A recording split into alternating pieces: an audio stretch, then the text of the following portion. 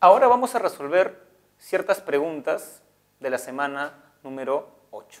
La primera pregunta que he seleccionado es de Martin Heidegger y pueden visualizarla en la pizarra. Dice, señala la opción correcta de acuerdo a la filosofía de Heidegger.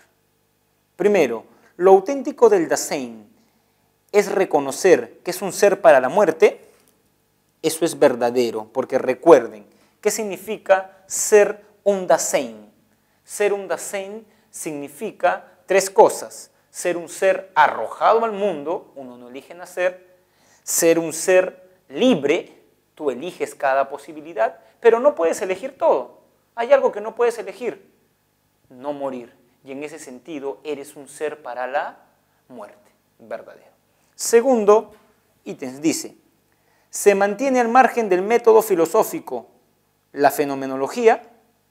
Él no se mantiene al margen de la fenomenología. Recuerden, la fenomenología la aprende de Husserl, su maestro. Él más bien aplica la fenomenología a estudiar el ser. Por ende, la segunda es falso. La tercera. Distingue el ser del ente. Distingue el ser del ente para propiciar así el olvido del ser.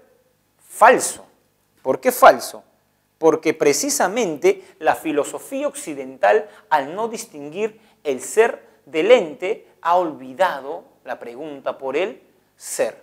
Él más bien introduce esta distinción para retomar el sentido originario. Por ende, tenemos que la clave es la A. Ahora he seleccionado una pregunta sobre Wittgenstein.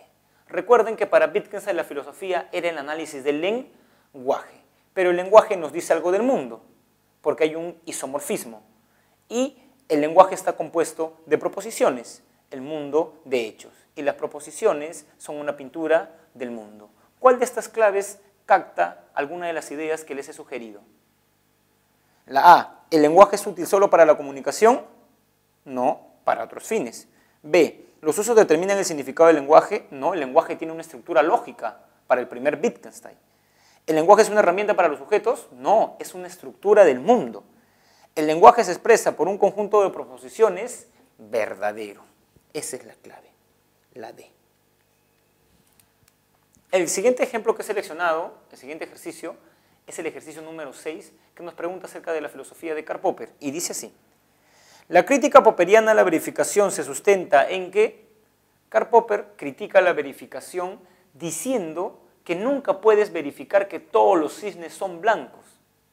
Porque tú cuando verificas eso, ¿qué dices? Cisne 1 es blanco, cisne 2 es blanco, cisne 3 es blanco. Pero no verificas todo. Tú no puedes verificar, es humanamente imposible. ¿Qué sí puedes hacer?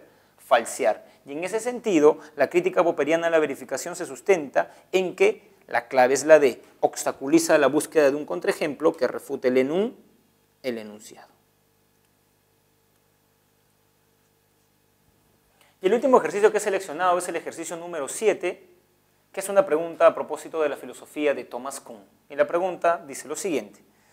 Marca la respuesta correcta de acuerdo a la filosofía de Thomas Kuhn. ¿Una ciencia pura solo produce conocimientos científicos? Thomas Kuhn no habla de ciencia pura, habla de ciencia normal, ciencia extraordinaria, ciencia en crisis y revolución científica. Por ende, la primera es falso. 2. La ciencia normal es la que normalmente hacen los científicos, verdadero. Hasta que aparecen, recuerden, las anomalías. Y las anomalías no pueden explicarse en la ciencia normal, sino que necesitan de la ciencia extraordinaria. Y ese paso de una a la otra es la revolución científica. Y 3. Los paradigmas científicos son inconmensurables entre sí, verdadero. Por eso para él no hay progreso de la ciencia, sino el progreso en cierta medida, si es que lo hay, entre comillas, porque no lo hay, es por revoluciones científicas. Entonces la clave es 2, 3, la E. Entonces, jóvenes, hemos visto a 4 grandes filósofos de la historia de la filosofía del siglo XX, los cuales fueron Heidegger, Wittgenstein, Popper y Thomas Kuhn. Espero que les haya quedado claro sus ideas y ya saben que cualquier duda que tengan lo pueden hacer vía Facebook y yo las podré absolver.